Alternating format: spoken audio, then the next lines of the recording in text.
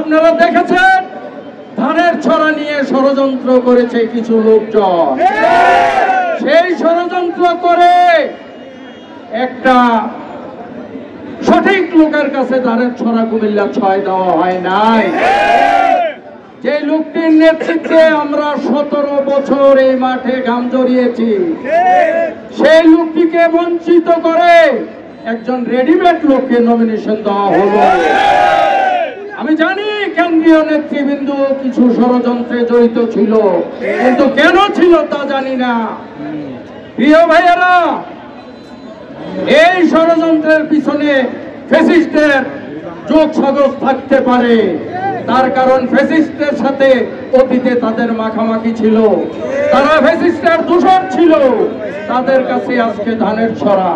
ইনশাআল্লাহ এখন যেইভাবে বিএনপি এর মাঠের নেতা কর্মী আপনারা সবাই একত্রে আছেন, অল্প কিছুদিনের ভিতর ধানের ছড়াও আপনাদের কাছে থাকবে।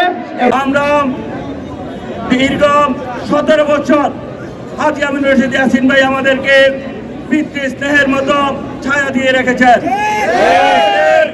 এই দিনে গত 3 তারিখ থেকে পর্যন্ত আপনারা যেভাবে হাজী ইয়াসিনের সমর্থনে গত 20 দিন ধরে রাস্তাঘাটে সুশৃঙ্খল ভাবে হাজী ইয়াসিনের পক্ষে স্লোগান উঠাচ্ছেন, চূড়ান্ত মনোনয়ন ইনশাআল্লাহ আমাদের ভারপ্রাপ্ত চেয়ারম্যান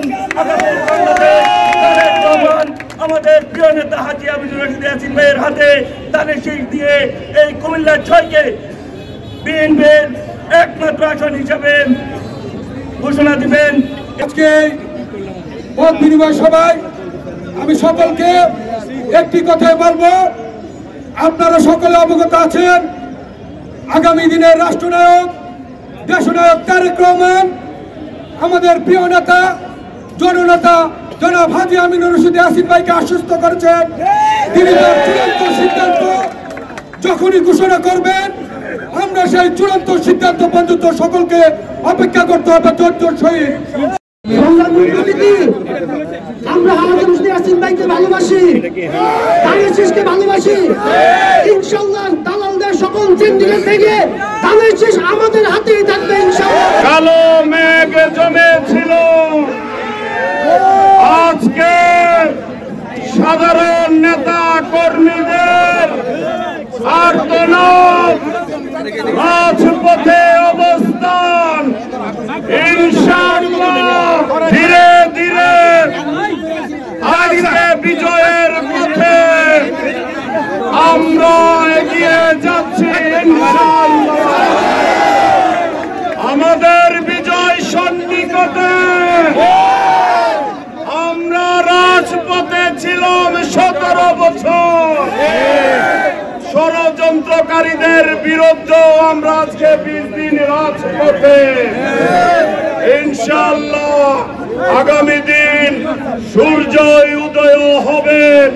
নেতা কর্মীদের আকাঙ্ক্ষা প্রিয় নেতা হাজী আমিনুর রশিদ ইয়াসিন ভাই ধানের শীষ প্রতীক নিয়ে আপনাদের সাথে অতি শীঘ্রই দেখা হবে ইনশাআল্লাহ।